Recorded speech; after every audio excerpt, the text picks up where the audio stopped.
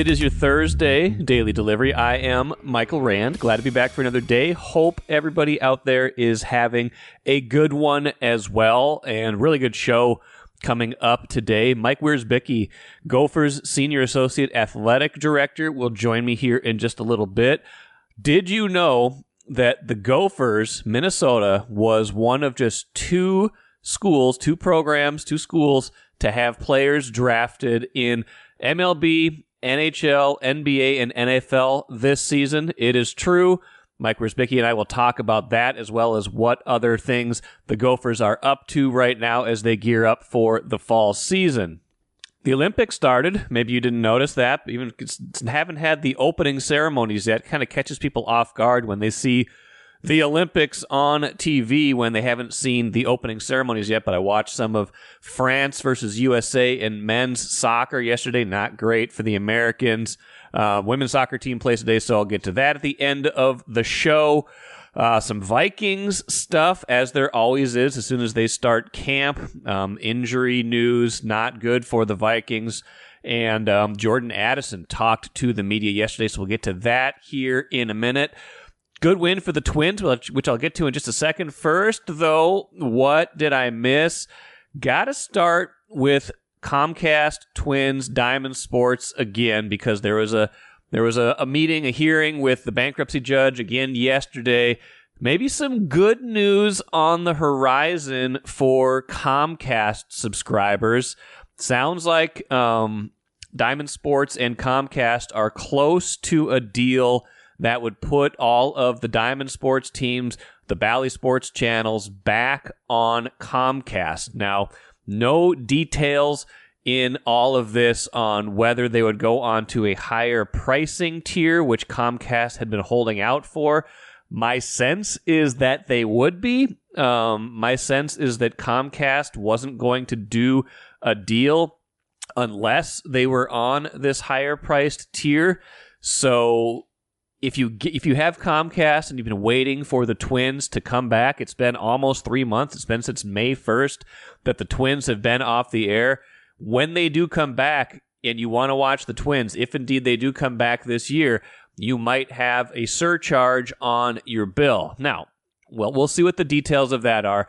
More interestingly in all of this, aside from the fact that, hey, this could be good news, if the bad news has been they're not on Comcast anymore, we can allow the good news to be they should be back on Comcast soon, hopefully, maybe within a week or two, albeit perhaps at a higher price. If we can say that's good news, and there's some bad news baked into that if your bill goes up, but at least you would have access to them. So let's take that at face value. But other things emerging from this report were interesting. Phil Miller from the Star Tribune writing about this. Number one, Diamond has asked for another delay in the confirmation of their restructuring plan. We were supposed to have a confirmation hearing early next week where hopefully everything would get sorted out in terms of, are they able to proceed and get out of bankruptcy? We've kind of had that date, those dates out there, the end of July, as kind of some final clarity on this. They have asked for another small extension as they work out the deals with Comcast, as they kind of prepare for their finalized plans with the NBA and NHL. Don't love that. We're getting deep into this. We're deep into the summer. NBA and NHL seasons are right around the corner. We want clarity on this. Everybody wants clarity on this. They just keep kicking this can down the road. It was supposed to be mid-June. Then it was late July. Now they want another extension. Delaying. I don't like that piece of it because it just means more time to wonder what the plan is going forward. I'm sure everybody involved wants to know what the plan is, not the least of which is the Twins, because as we've talked about, as was reported again in all of the swirl of what happened yesterday, the Twins are kind of at like the nexus of this big problem, right? Because with Comcast, first of all, Diamond Sports has the TV rights right now, the linear TV rights to 12 teams, the TV rights to 12 teams.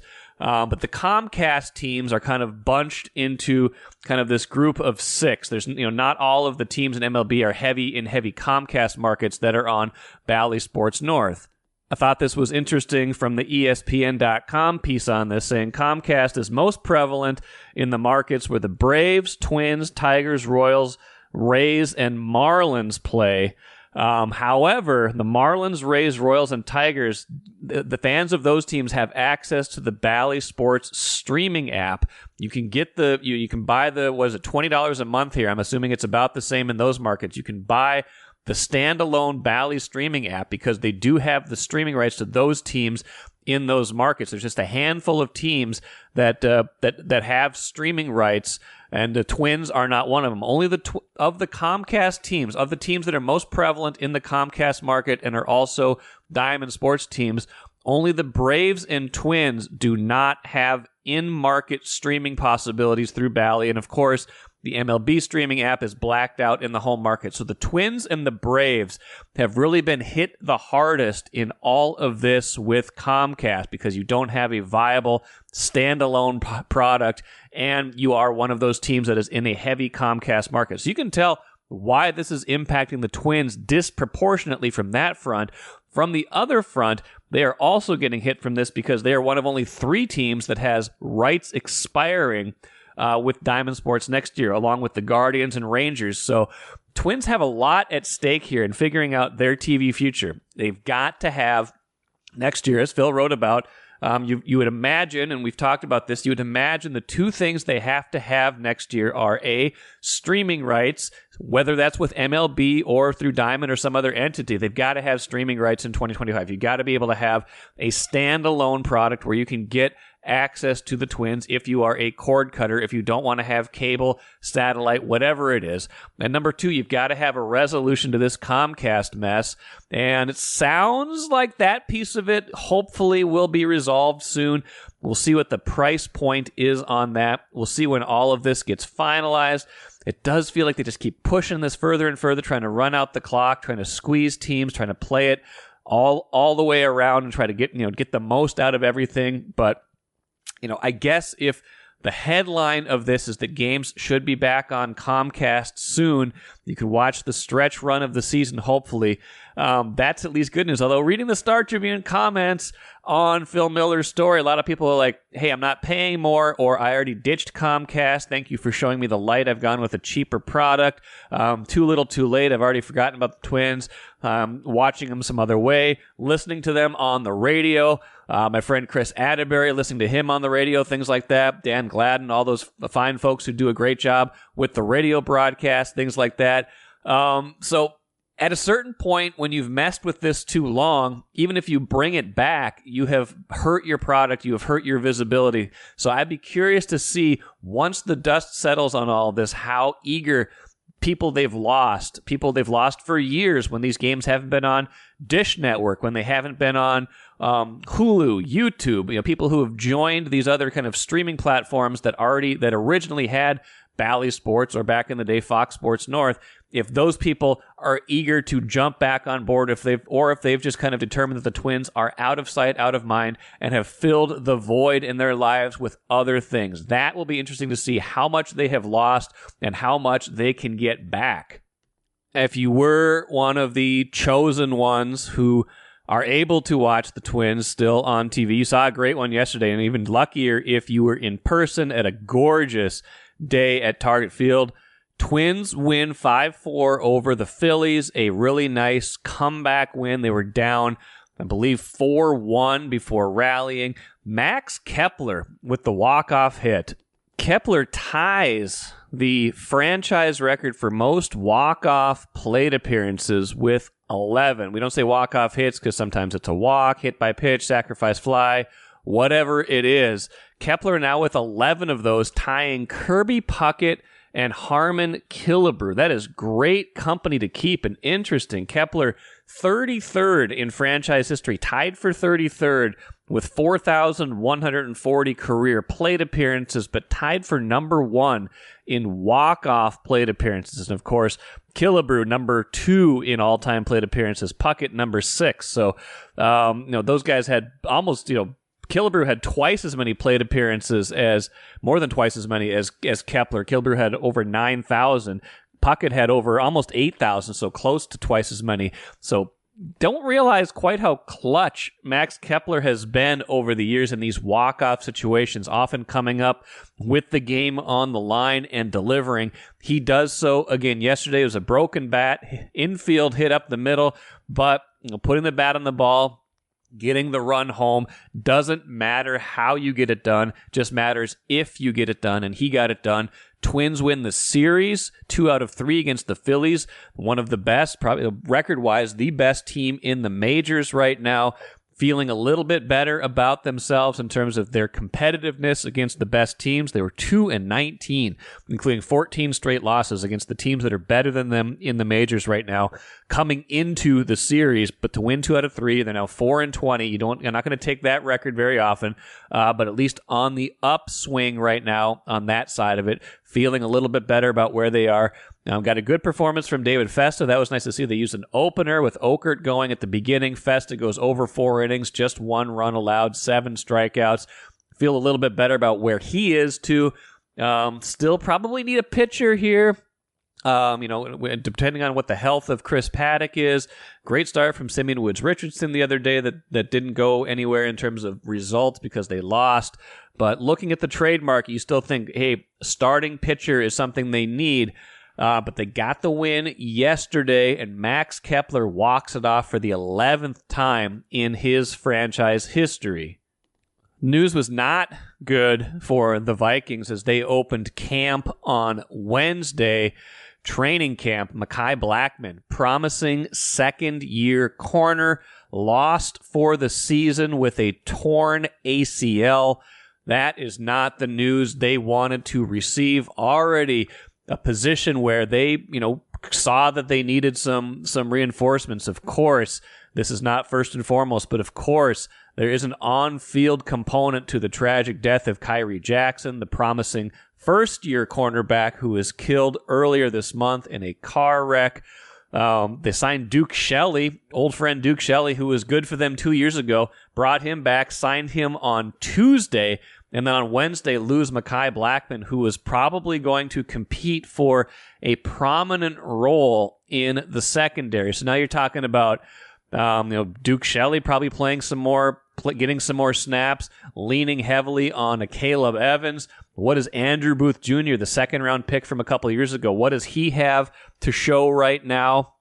Talking about, of course, guys like Byron Murphy, guys like Shaq Griffin, guys who they are counting on in terms of, veterans to play.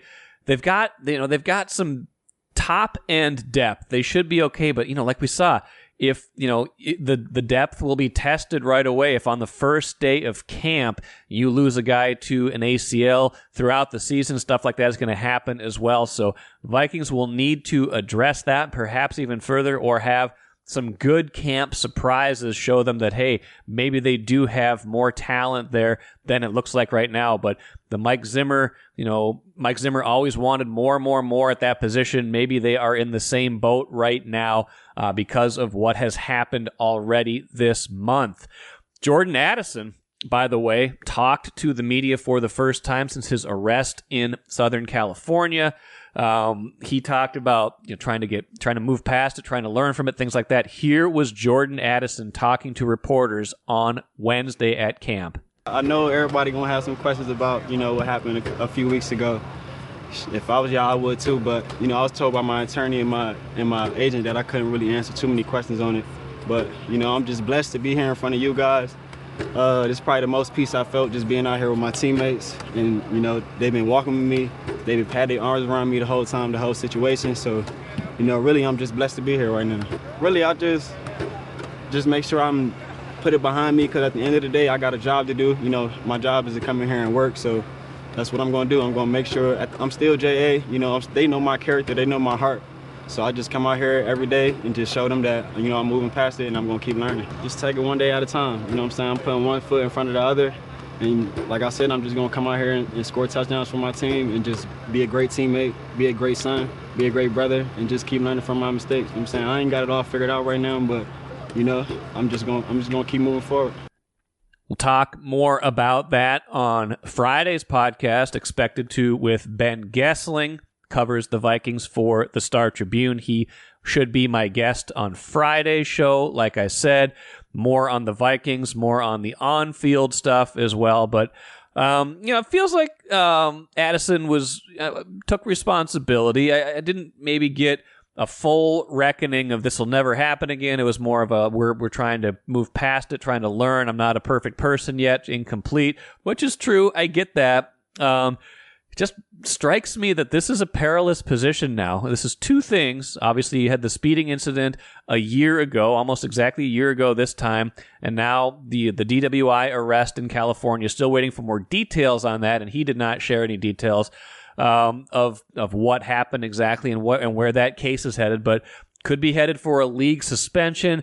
And now that there's two things, you got to be careful, right? Like, you worry about him and making sure that he's learned from it and nothing serious happens again, because both of these things could have ended in much greater tragedy than they did.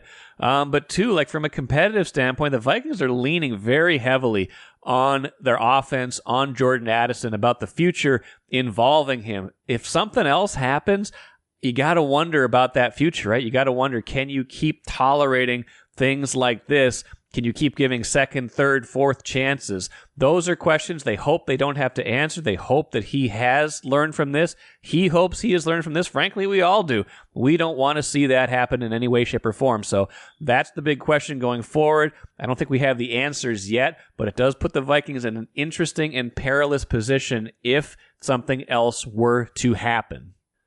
Royal Credit Union's smart checking accounts offer no monthly fees and no minimum balance.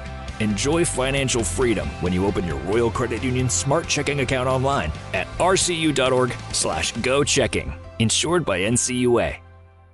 Good to be joined right now by Mike Wiersbicki from Gophers Athletics, Senior Associate Athletic Director for External Affairs. Thanks for joining the show. How you doing?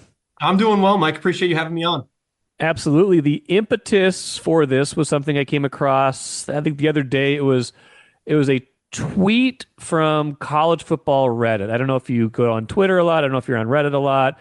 College Football Reddit's pretty good, actually. It's there's some conspiracy theories as all Reddits, but it's pretty good. And so I didn't know this, and pardon me if I should have known this before, but the tweet it was a very simple tweet. Just basically said, only two schools had players drafted in all four of the major men's pro drafts. All of them happened in a fairly rapid sense. You had the football draft in April, but then, basketball, hockey, baseball are all kind of boom, boom, boom right there in, June, July.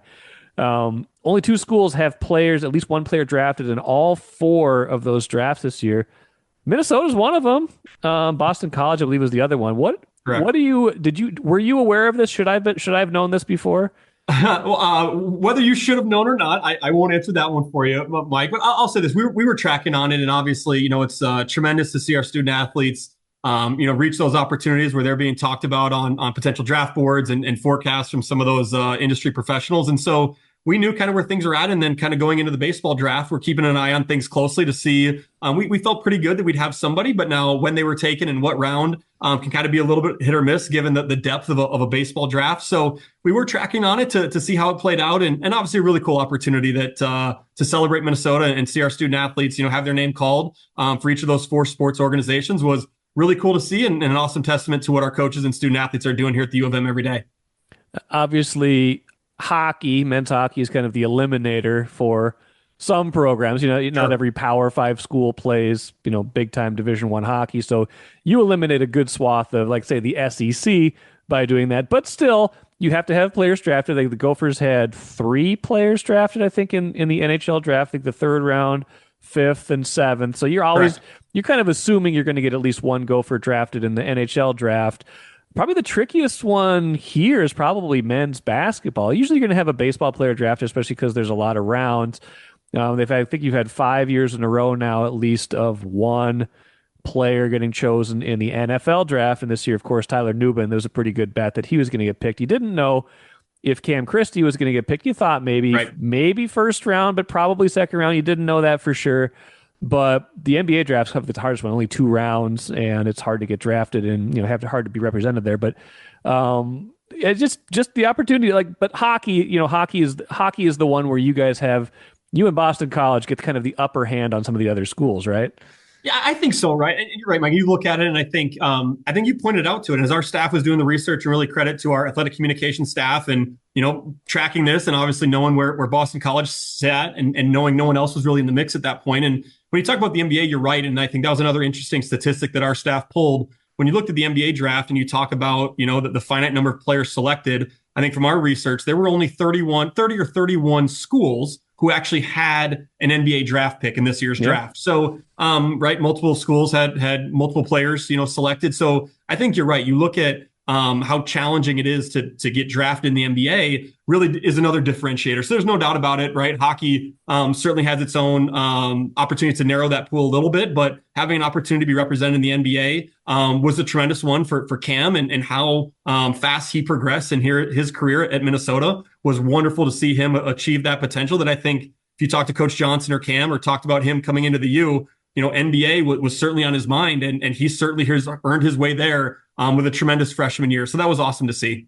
Must be kind of a fun thing to have within the department, right? Because it's obviously good news, and God knows we could use some good news in a lot of respects. And I've probably spent a little too much time sometimes talking about NIL this, or like what's going to happen that, or football program, how many games are they going to win this. So probably nice to be able to trumpet that, but also it probably is something you can put out there to donors necessarily, or just like the general public, like, hey, like, whatever your perception of how things went in any of these sports in the last few years, a lot of them have had success, but like whatever your perception of this, whatever negativity might be out there, like, hey, we had guys in every single one of these major drafts get picked this year, and that's that's got to be a positive thing that you guys can throw out there. It certainly is. And I think when you look at any of our programs and our coaches, our student athletes, and the challenge that Mark Coyle sets and President Cunningham from the top of the university is that we're going to have young men and young women who can compete academically, athletically, and socially, right? And one of those is not a non-negotiable compared to the others. And when you can see them reach their greatest potential athletically, and there's no doubt about it. I mean, everyone's seen the statistics of NCAA athletes, and 99% of them aren't going to go pro in their respective sport, right? They're going to get a great degree and go on to tremendous professional opportunities. But there's no doubt about it that every athlete, whether it's the Olympics or it's competing in professional sports here domestically, reaching that potential, they're motivated by that every single day. So I think there's no question that when we can see these athletes achieve that, have that opportunity to hear their name called and take that next step, there's such a small number of athletes who get that opportunity. And so now it's up to these young men especially to go earn that and make the roster and find their way through a long-term career, which is challenging enough. But they're at that spot that so few people get a chance to hear their name called, take advantage of this opportunity. So you're right, we do celebrate it. We celebrate it from our sports program, we celebrate it from our coaches, and there's no question our alumni rally behind it, seeing their past and looking at Gophers now who followed in their footsteps to kind of take on that next step that they did. So there's no doubt it's a lot of fun. And so from each of our sport programs, we follow along the draft, we create some cool content, we celebrate them with their going to professional teams, and we'd love to see them stay here in Minnesota. Doesn't always happen, but wherever they go, now especially like the NBA, we've got a little Minnesota pipeline out to the West Coast with Amir Coffey out there, and now Cam Christie joining the Clippers. So naturally, we develop some certain preferences for various sports organizations that have former Gophers on the roster. There you go. Is that a lot of what you do in your role, or for those who don't know exactly what you do, how would you define your role?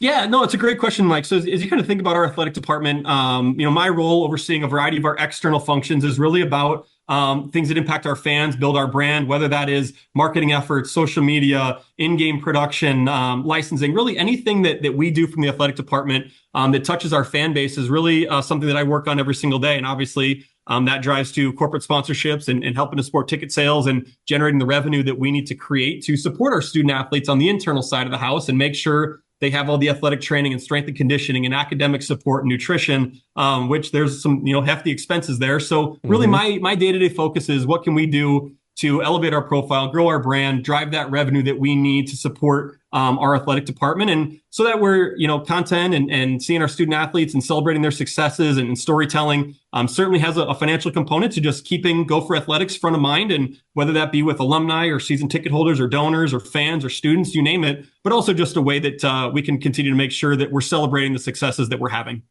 As you engage with fans, maybe this is slightly off topic from where we started, but as you engage with fans, so much change in the last 2 or 3 years in college sports. How much are they just like asking you, like, what's going on here? Where is this all gonna? How is this all kind of impact what happens with the program? I love things like that.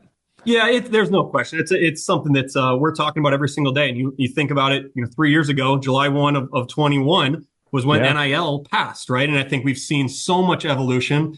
We never used the word collective before. Well, now we use that word a lot. Right. And so it certainly is a conversation. I think, it's a little different that we're dealing with it every single day. Sometimes our fans hear about this or hear about that or don't quite connect all the pieces. But I think there's still a lot of excitement about the future. Now, I think, don't get me wrong, there's a lot that needs to get settled with the House settlement and future opportunities of what this structure of college athletics looks like. But, I think when it gets back to its core of college athletics and pride in the institution and passion for the maroon and gold, that's just as strong as ever with our fan base and our donors and our supporters. And there's no doubt it looks a little different. Probably will look a little different in the future, but I think as we roll around the calendar here to the fall and soccer starts competition, cross country, football, volleyball, you're going to see that same level of passion and support from our fan base like any other year, which is a ton of fun and very exciting.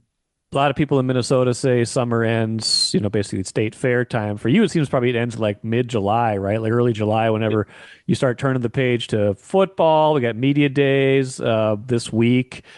For football, they're going to be on the practice field next week, right? I mean, it's coming fast for a lot of these sports. What's what's kind of on the immediate horizon? What's on your plate right now? Yeah, you're exactly right. And for the Minnesotans out there, enjoy summer while you can. It kind of ends a little shorter for us as we prepare for the fall seasons, but it's exactly right. We get a little opportunity in mostly May and June that it's not as many events as we deal with in a normal academic year, but it's planning, it's strategies, it's budgets, it's all of the prep work before you actually get to August, where from August really through April and into May, we're really heavy with events and obviously operating 21 programs. You get your fall sports up and running, and the next thing you know, October, November is here, and we call it crossover season as winter sports start. And here comes basketball, and here comes hockey, and here comes wrestling, and so it's really it moves fast. And so really the summer months give us a chance to catch up, exhale a little bit, do all of our strategic planning, really set our priorities and goal setting for the year ahead. And so really that's what these next 4 to 6 weeks are as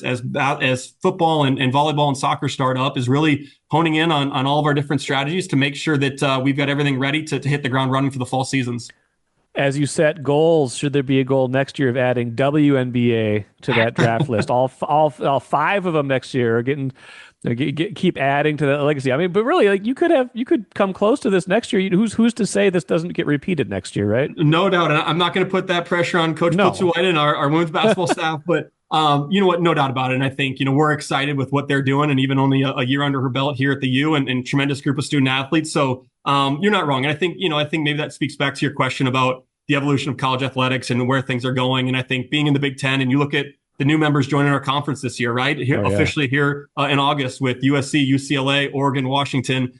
There's no doubt that you've got some tremendous competition, but also I think that just elevates the profile, right? And the visibility and the exposure of what our student athletes are doing. So I think it really is motivating, but also, kind of sets the standard of competing in the Big Ten. You're competing against the best of the best, every single week, which I think then sets us up for a lot more future opportunities as it looks to those professional opportunities our student athletes receive.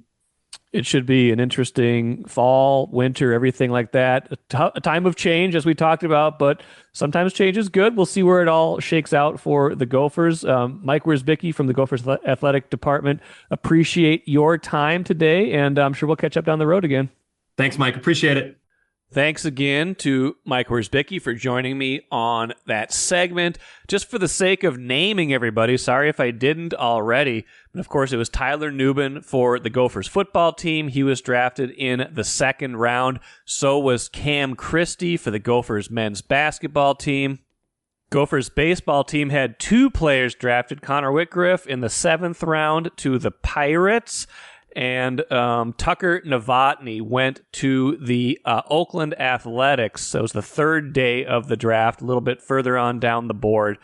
He was taken in the 18th round. So 2 Gophers baseball players drafted, and then 3 hockey players drafted, all of them incoming freshmen.